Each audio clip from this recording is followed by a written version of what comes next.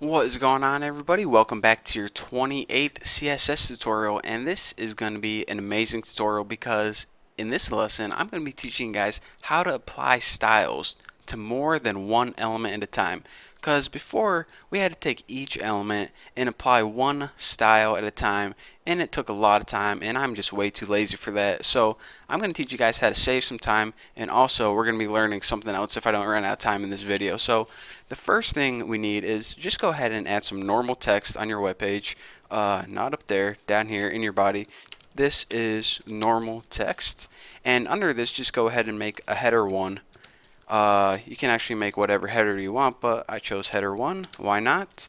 And go ahead and write like this is header 1 in it, and under your header go ahead and make a paragraph. Here's my opening P, and in your paragraph text just write this is a paragraph or anything you want. So anyways, like I said, what I want to teach you guys how to do is apply styles to more than one element at a time. So before, what we did is we had a tag, for example our header tag, which we would put h1, and then we would go ahead in our curly braces apply whatever style, property, value we wanted to, and then under that we would have another thing like p for paragraph, and then in here we would apply whatever same style we want.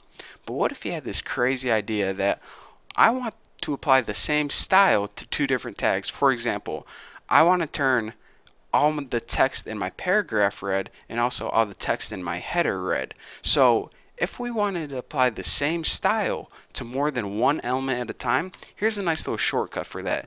Instead of writing on several different lines, we can go ahead and write h1 just like before, and we can write a comma, and then after that go ahead and add your other element on the same exact line. So this saves you the trouble of not only having to add many elements, but on one line write all the elements you want. You just have to remember to separate them with a comma, and then you only apply that rule once. And when you apply it once, it's going to affect all the elements you told it to. So like I said, it saves you some time. So let's go ahead and check out an example right now. If we go ahead and take the property color, set it equal to red or something simple, something that shows up good, and go ahead and save that. Now check it out. The normal text stayed the same right there because it didn't get affected with our CSS, but the header and paragraph both turned red. Even though they're on the same line and we only said that CSS rule color red one time, it applied it to both the paragraph and header 1 element. So again, like you can see, this saves you a whole lot of time whenever you're applying the same style to many different elements. And I did it with 2 elements in this example, but you can do it with 3, 4, 5, however many you want. So anyways, that's what I wanted to show you for the first half of this tutorial. Now, let's just go ahead and delete everything because that was simple enough. What I want to show you guys now is something called span. Now, before I taught you guys how to apply styles to entire elements, for example, in the lesson I just showed you, how would you apply the style to an entire header, or how would you apply a style to an entire paragraph?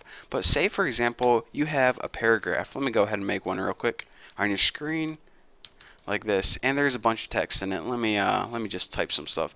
This is my first para and I love carrots and apple pie. So you have this wonderful paragraph on your screen, and this website's looking pretty good so far, but you get this crazy idea that maybe you want to apply a CSS property to, maybe just a couple words. Well, we know that we can't apply it to the paragraph or it's going to affect everything, so how do we solve that problem? Well, what XHTML did, or the wonderful people who made it, they invented a special XHTML tag, and it's called span. S-P-A-N.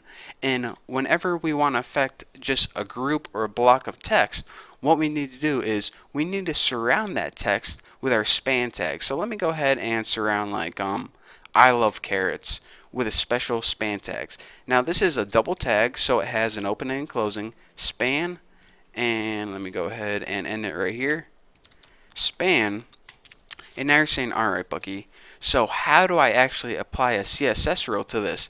Well, again, just like any other element, just go ahead and type the element name, which is span, up here. And I'm not just making this word up. You can't like write your name and put it in here and expect it to work. Span is actually a built-in thing. So, don't go making up words on me. So anyways, in your curly brackets, just write it like you write any other normal CSS property. So let's go ahead and something different than color. Let's go ahead and change the font weight this time. Let's change this to bold. And also, might as well change the color to change it to green. That should look pretty good. So now let's go ahead and save this and refresh and check it out. None of the paragraph is affected, but your span, which is pretty much like custom made tags, that might be an easier way to understand it, that is the only part that's affected. So if you ever come across this problem where you want to apply a CSS rule but you don't want to affect the whole tag, you can insert these custom span tags, and then only the text that's in between those tags is going to be affected. So that's pretty sweet. And again, like I said, span is a keyword that you need to use. You just can't use any word you want, like your name or your favorite food. You need to use the word span, or else your browser is not going to understand it. So anyways, that's all I have for you guys for this tutorial. So thank you for watching, and don't forget to check out my next lesson.